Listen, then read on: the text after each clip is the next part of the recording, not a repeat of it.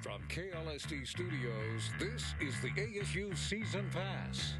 Now here's your host, Cornelius Thompson. Welcome to the 4th edition of ASU Season Pass. I'm your host, Cornelius Thompson. This week on the Season Pass, we will take a look into ASU football, volleyball, and talk to first-year head coach Chris Beard with the ASU men's basketball team. Joining me now is head coach Will Wagner from the ASU football team. Coach, appreciate you joining me. You're a staple pretty much on the show. Thank you. Wish we had a little bit of a better outcome from yesterday's game against the Texans. Let's go ahead and get into that a little bit. Kind of talk about yesterday's performance a little bit. You know, I thought our offense did a great job running the ball, and that was one of the emphasis that I told Coach H during the game, that we just need to keep running because our running backs were averaging over 9 yards a carry, and so did a good job with that. There was, you know, a couple turnovers. Kyle in the first half made a bad throw on the interception, but and then on defensive side, you know, for the most part, I thought our defense did play pretty well.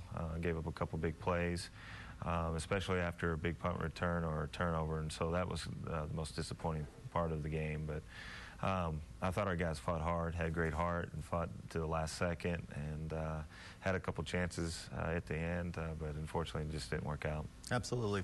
Well, you guys pretty much in your first drive put 7 points on the board. Then it didn't seem like you guys scored until later on the second half. What were they doing, or was there anything that, you know, that you guys were doing to yourselves? I mean, because you guys were pretty much moving the ball, you know, the entire game, but just weren't able to get in the red zone after that first. Right. We just had some failed drives.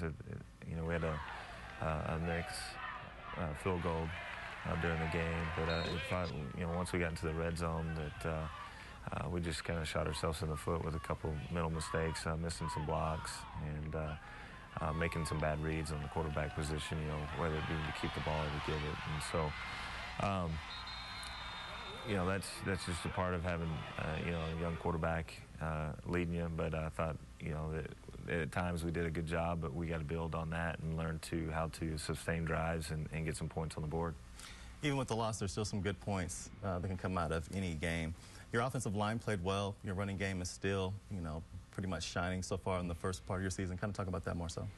Yeah, our offensive line is doing an unbelievable job opening up holes for Blake and JC, and Kyle's, you know, added a little extra benefit to it when he keeps the ball. He does a great job running, and so you know, that's going to be probably our strength of our offense this season, and we got to continue to build on it, but we got to improve on our passing game. I thought at times that Kyle held the ball too long, maybe waiting for guys to get open. I think his greatest asset is his legs, and so, you know, he's got to really know that at times he's got to pull the ball and get out of the pocket and start running, or cause, you know, make some things happen, get some guys to really come up on him and open up some receivers. But that's one area that we really got to improve on. One receiver that played pretty well for you was Quinn Reels. He had 6 receptions for 106 yards. He played pretty well for this game. Kind of talk about that more so. Yeah, Quinn's probably one of our deep threats with his speed, and so we were just very fortunate on a time, more like a reverse, to kind of flipping the ball, which counts as a pass. It's more like a handoff. And Quinn made some people miss and got to the end zone. But we're going to have to utilize his speed. Hopefully we can kind of stretch some teams deep and give him some more opportunities. Now, when I was at the game, you guys got down 21-7, but to me, it seemed like you guys weren't out of the game pretty much at all. It always seems like you guys were able to move the ball. Is that kind of how your coaching staff felt as well? Yeah, that's, you know, we felt like, you know, even the last 2 weeks when we were down there, our guys kept fighting. We were able to move the ball, and so we got to, you know, continue to improve on that. We're going to probably put a little bit more emphasis on running the ball to help out our defense. I felt at times that when we went 3 and out, our defense was a little winded at times, and I think that kind of hurt them. But, you know, our offense is doing a good job. It starts up front with that offense line, just giving the protection to Kyle and open up holes. Warren Truesdale goes down with an arm injury. Kyle is your only quarterback that you guys have for the, you know, yesterday's game, but he still plays pretty well. Kind of talk about his performance yesterday. Yeah, Kyle understands that the load that he's got to take as a quarterback and as a leader, and so I thought Kyle responded very well. Probably got more of a flow of the game because he didn't have to come out. But you know, there's times that Kyle's just got to understand that it's just better to pull the ball down and run with it. Okay, that's going to do it for the offensive side of the ball. When we come back, we'll talk defense with head coach Will Wagner. Join us right back here on ASU Season Pass.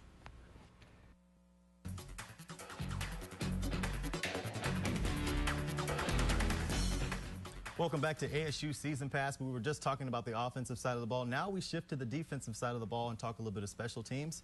One thing that I was going to talk about briefly was the Texans had a dual quarterback system. They had Finsky and Doyle. Both of them had over 150 yards passing. Kind of go over that a little bit.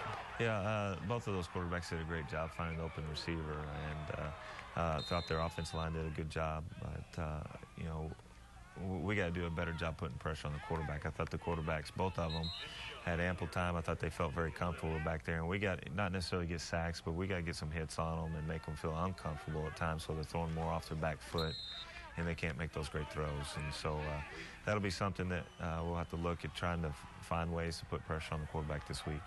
Talk about your defense a little bit compared from the first half to the second half. Yeah, it's just been kind of the thing that kind of kids kind of starting off slow for us, and that's something we have to improve on. We got to come out and start right off.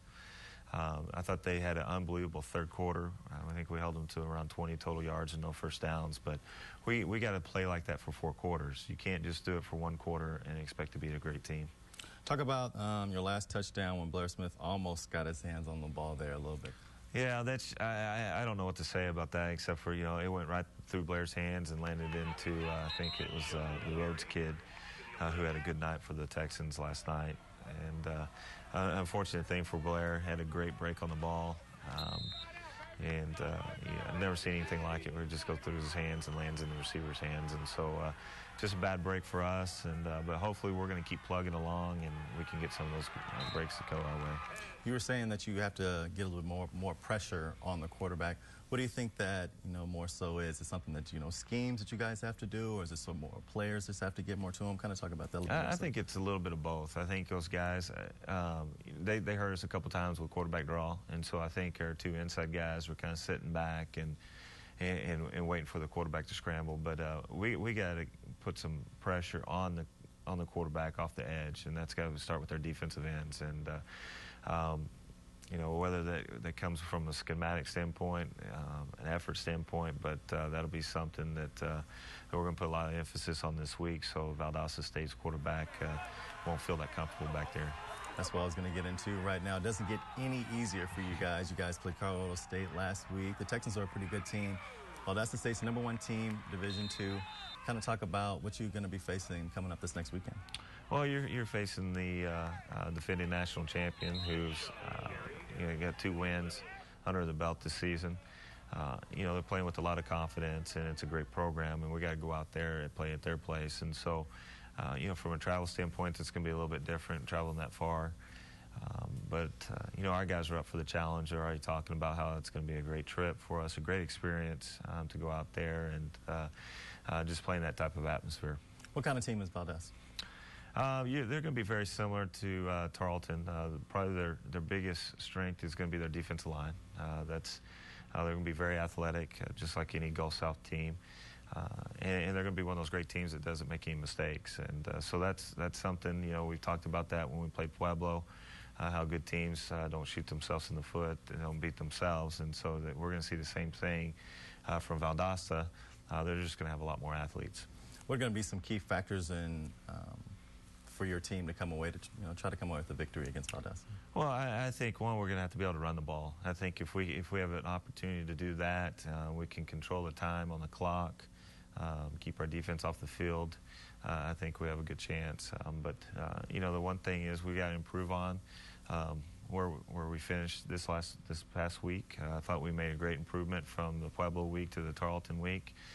We got to continue to improve, limit those mistakes. And we just got to go relax and have fun and quit trying to press. I think some of our guys are trying to do too much at one time. We just got to go out there, have fun, play, and see how the ball's going to fall, and hopefully it'll fall in our favor. In any sport, coming from behind, and I'm talking about the game versus the Texans, coming from behind and, you know, tying it up or even gaining control of the game and going up ahead of a team kind of takes a lot out of your team. What do you think your team, you know, takes away from the Texans game pretty much? Well, I think that they got to take that, you know, not at any one point are you ever out of the game. You know, we're down 21-7. Our kids fought back and made a great effort to win the game at the end. It didn't happen. We had to, you know, what I like to say, a fluke play, but you know, we're going to have to go out there and create opportunities for ourselves this week. Coach, I appreciate you joining me. Well, that's head coach Will Wagner. When we come back, we'll be talking a little bit of volleyball with head coach Chuck Waddington.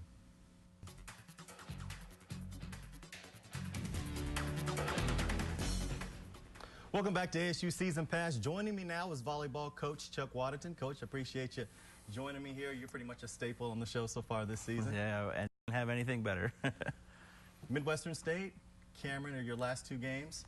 Midwestern State kind of gave you a little bit of run for your money, but then Cameron, you guys kind of swept in straight sets. Kind of talk about those two first conference wins for you.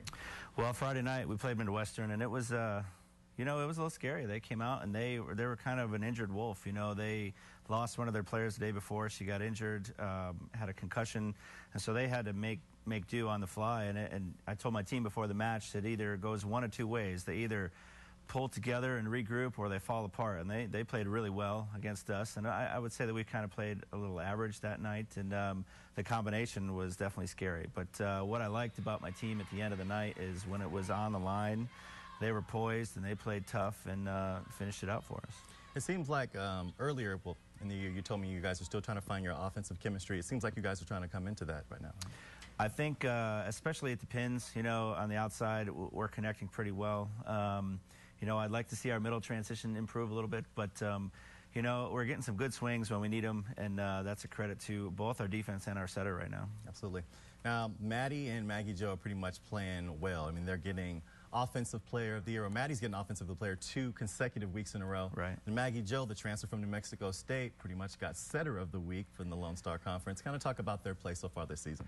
Well, you know, Maddie, like I've said from the start, she's our go-to player. She's returning first-team All-American. She knows that she's gonna have to shoulder a lot of the burden for us, you know, and I think Maggie Jo has a good understanding of that. And actually, she does a nice job of using Maddie to our advantage, you know, because when most teams think Maddie's going to get the ball, you know, she creates an opportunity where she sends it somewhere else, and we get a one-on-one scenario. So it's really helped our offense so far. Kind of talk about the chemistry with Maggie and your outside hitters. Well, she gives them a ball that they need. You know, she's a others first kind of player. You know, she really works hard at trying to figure out what's best for them, and does her best to deliver that ball as many times as possible. Maddie pretty much has been playing, you know, lights out. And do you see her more so, you know, helping out other players, or more so they're kind of just seeing her and then just trying to set their own, you know, example by seeing what she's doing and then playing well too? Well, Maddie, you know, as a younger player, you know, in her first and second year, and even her third year a little bit, she was a little quiet on the court, you know, and didn't want to step on anybody's toes. But this year, she's taken a strong leadership role. She's not afraid to tell people how to improve their game or what they need to do in certain situations, and that's really helped us a lot because the younger players are wide open to it. They know that they need to develop and learn, and she's done a great job of helping them do that. A lot of your freshmen are starting to step up too. Kind of talk about that more so. Really, because they've had to. You know, we've got some holes, you know, in our lineup, basically, you know, because of graduation, and you know, a couple of our middles, you know, Courtney Bartuzik and you know, we have a player from Austin, Zoe Hanrahan. Both of them have come up big for us this year. Now, one player who's been playing really well has been pretty much Shelby Wilt. She's your libero. I got the chance to sit down with you, talk to Maddie and her about her play so far this season. Let's check that out. Okay. The libero is like the defensive captain on the floor. You know, she kind of makes sure everybody's in the right spot. She leads the way. She's usually your best defensive player and very vocal. Well, luckily for ASU volleyball coach Chuck Waddington, his best defensive player was named for him even before the season started. Junior libero Shelby Wilt was named Lone Star Conference Defensive Player of the Year last year. That was exciting because it was, you know, I'm the underclassman, so I was a sophomore, but just knowing that people thought so highly of me was an awesome feeling, but I really couldn't have done it without my teammates. This year, Wilt was named preseason Defensive Player of the Year and so far has lived up to the title. After the volleyball team went 4-0 in their first week, Wilt was named Lone Star Conference Player of the Week, leading the Bells with 56 digs and 10 aces. ASU teammate Maddie Huth, who is an offensive specialist, says Wilt makes the libero position look easy. In practice, we'll just sit there and I'll try and just nail balls and just bounce balls, and she just digs it up like nothing and just eats all these balls up, and you're like, what? Like, I'm trying so hard to put this ball away, and she just with ease. And so, I mean, it's embarrassing. It's just awesome that she can do that. Waddington says if he can keep Shelby at her natural position, there is no limit to how good of a player she could be. Shelby's very good at that position because she's fearless. She's close to being an All-American, and I think if we can keep her in the libero spot, she'll be an All-American this year for us, and well-deserved, too. For ASU Season Pass, I'm Cornelius Thompson. We'll be right back with ASU Season Pass.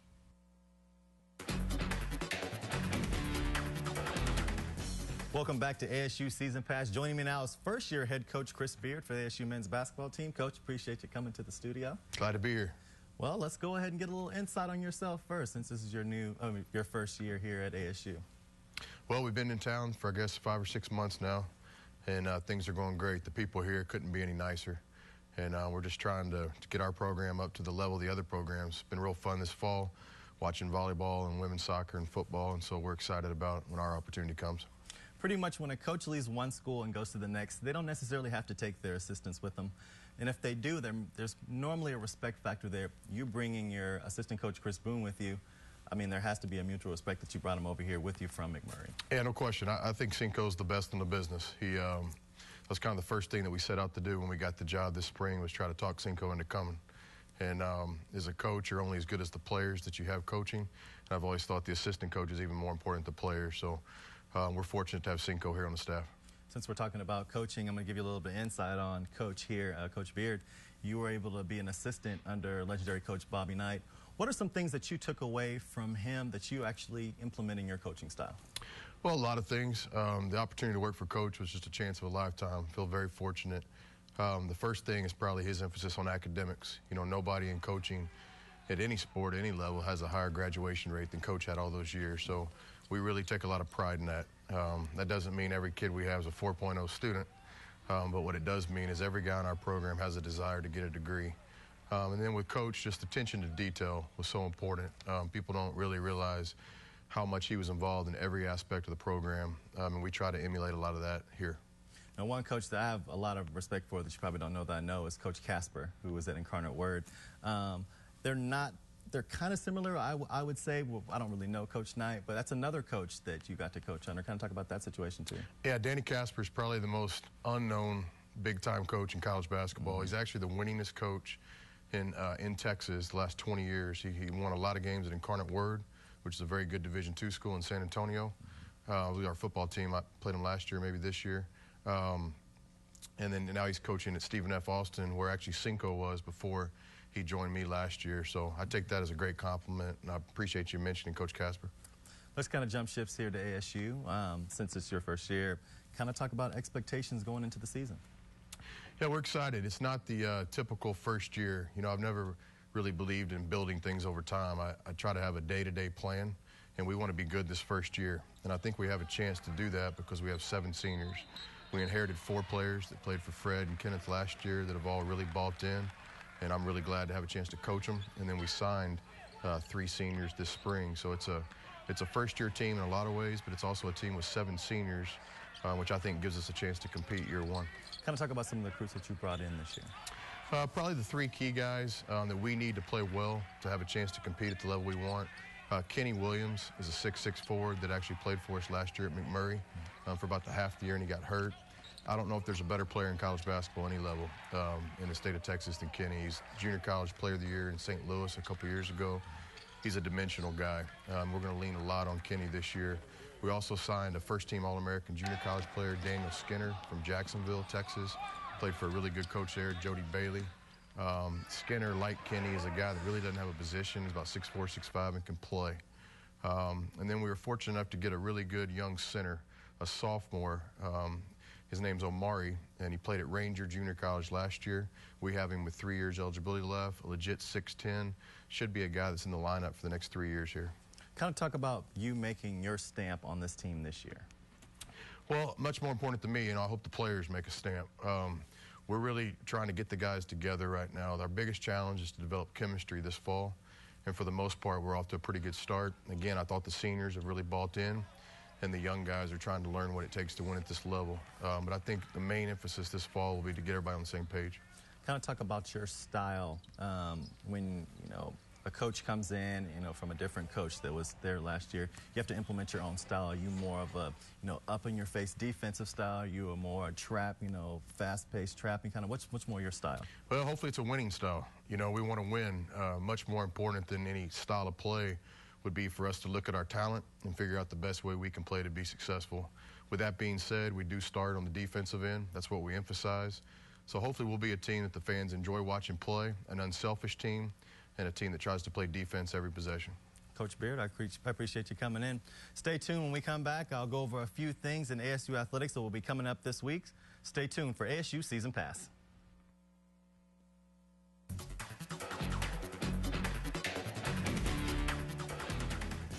Welcome back to ASU Season Pass, where you are able to get all your insight into ASU athletics. One big feat that is still in progress and will be a nice addition when done is the LeGrand Sports Complex. Work is still being done on the complex as workers are in the stage of laying down the turf. ASU expects the LeGrand Sports Complex to be completely finished and ready for use in the next 2 to 3 weeks. In sports this week for ASU, a lot of teams hit the road.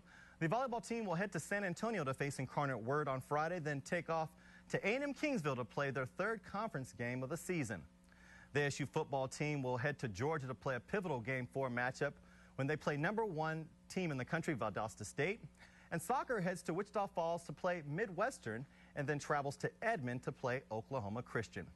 That's going to do it for this edition of ASU Season Pass. I'm your host, Cornelius Thompson. We'll see you next week.